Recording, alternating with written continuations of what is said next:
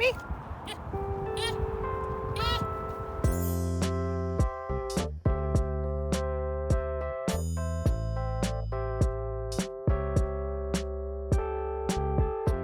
I woke up, the room was bare, I didn't see her anywhere, and I was hungover like a motherfucker. Felt like I had shoved a watermelon in behind my eyes. So I didn't do much in the morning. I had my usual breakfast of blueberries, peanut butter and tequila, and watched some Day 9. Oh my god, there's another guy! Oh! Anyways, back to being manly.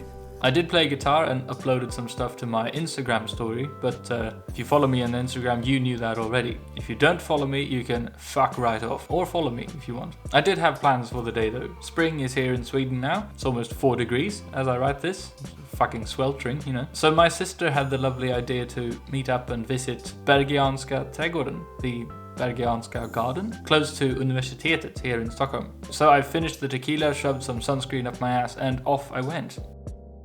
How do you get into town from where I live? You take the bus, you sit way too close to a little kid who probably doesn't have a Anders Tegnell tattoo anywhere. You admire your very lovely socks that go fucking well with your burgundy pants. Compliment me on my choice of socks in the comments, please. Thank you. And then you end up in Farsta. There you change to the tube, but there's signal failures, so you have to wait for quite some time. It's fine though, because you look fucking fabulous while you wait, and finally you get on the tube, you cross the water to Södermalm and end up in Slussen. Some other train magic happens, and then you meet up with your dear sister who has featured on this channel before, and your friendly French friend Ben. Fuck off. Short introduction to Ben. He was born smooth. So it's okay. Born smooth. Yeah. And fuck yeah, here we are at Universitetet. The station is creatively called The University because this is where Stockholm's National History Museum is located. We were greeted by some face masks someone had thrown on the ground. It's very considerate, we don't even want the rocks to get sick here in Sweden. We made our way to Stockholm University, which coincidentally also is close to the station, and wandered around the empty corridors reminiscent of a zombie apocalypse. I don't know why we went here, but I did study Caribbean literature here back in the day. We wanted to explore more but got very offended by this no passage sign, so instead we checked the notice boards. Big mistake, since we straight away got pestered with philosophical questions like vad ska man göra av sitt liv? Utlandsstudier. Oh Jesus, look at these photoshopped people, what the fuck? Ben also added to the general pondering atmosphere. So what's this video for? You should know that there is very little point to any of my videos. Slightly dissuaded by the negative attitude of the signs of the university, we headed out to explore the university grounds instead. We walked past some shit and and saw some horses. Fellow horses. Excuse me? It's fellow horses. Fuck me. Come on, it's a compliment. Now, I might not have mentioned this on this channel before, which kind of baffles me, but here in Sweden I'm usually not called Julian. I'm known as a fucking sex god. And the horse, or hästen. Okay, so short story time. When I was 6 years old, I watched one episode of a Swedish kids TV program about horses called Hippo. Now this was mainly sort of a girly TV show, and my dear older siblings noticed this and have since called me the horse. It's not just my siblings though. My parents started calling me Hästen. It spread to school. My fucking teachers used it. I don't really like horses that much. I mean, they're fine, I guess. But yeah, this has stuck with me since, for the last 22 years. Now, the way I cope with this is that I imagine that people call me the horse because of my simply massive, But anyway, hence the interaction.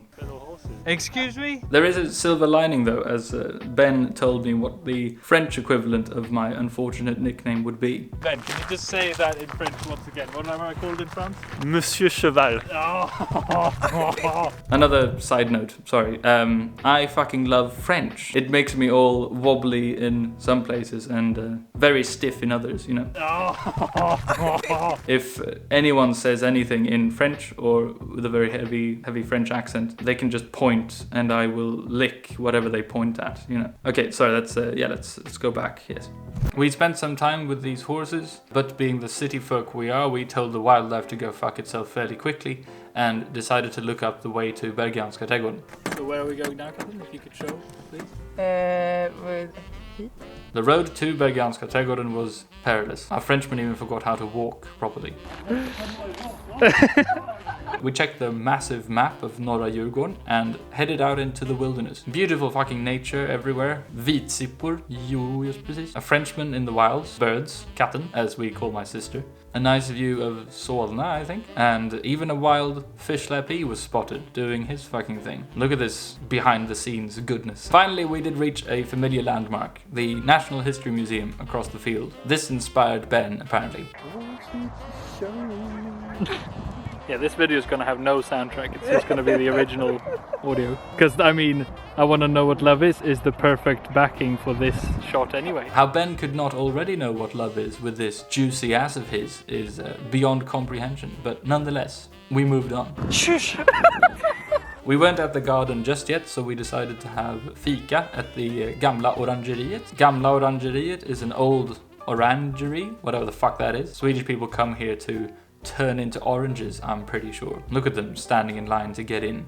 Very good Swedes. Because I am who I am, I had my sister and Ben bring me the fika. Hello, Frenchman.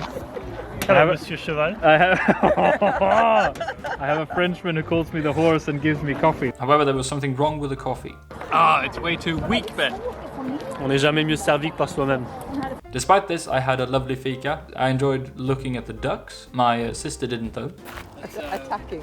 My sister doesn't like ducks. So on we went. Finally, we made it to our destination. Bergianska fucking trädgården, yeah. Specifically the Japanese pond of the Bergianska garden. I'd never been here before, but it was nice seeing familiar Japanese garden architecture, I guess you say. Some serene shit right there, you know. All three of us live in this city, but we were in full tourist mode, taking pictures and filming. Here, me and Ben look very much like a couple, I just realized. We even move in unison without having to communicate. This is the sort of bond we have. I like that you just swapped places without saying anything.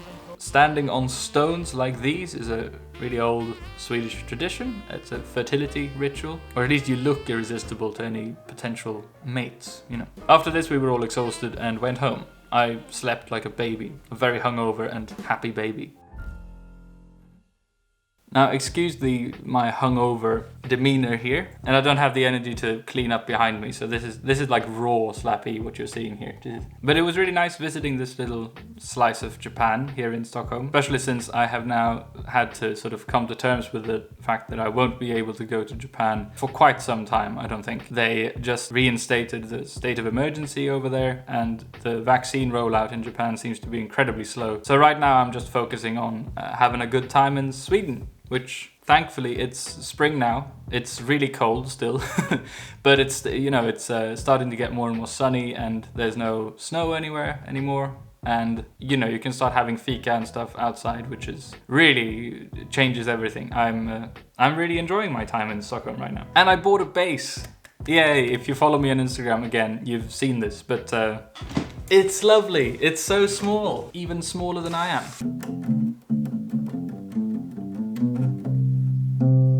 It's so much fun. I asked people on Instagram what to call it, and I had so many good suggestions, but I think my friend Valeria was first, so it is now called Val. Oh, I'm also thinking of maybe doing a live stream sometime soon. I have made a poll in the community tab of the channel, if anyone watches that, where you can vote for which time slot is most convenient for you to watch if you're interested in joining. I don't have any sort of spectacular plans really. I just thought it might be fun to do a live stream and see if anyone shows up, and maybe do like a Q&A or something. I don't know, just hang out basically. So go over and vote for the time slot which is most convenient for you. This is just so far this is just an idea. I haven't planned anything specifically. Jesus, my room is a fucking mess, isn't it? It won't be a shower stream, I'm afraid. That's still behind a very steep paywall. I can't promise that there won't be any nudity though. So we'll see about that.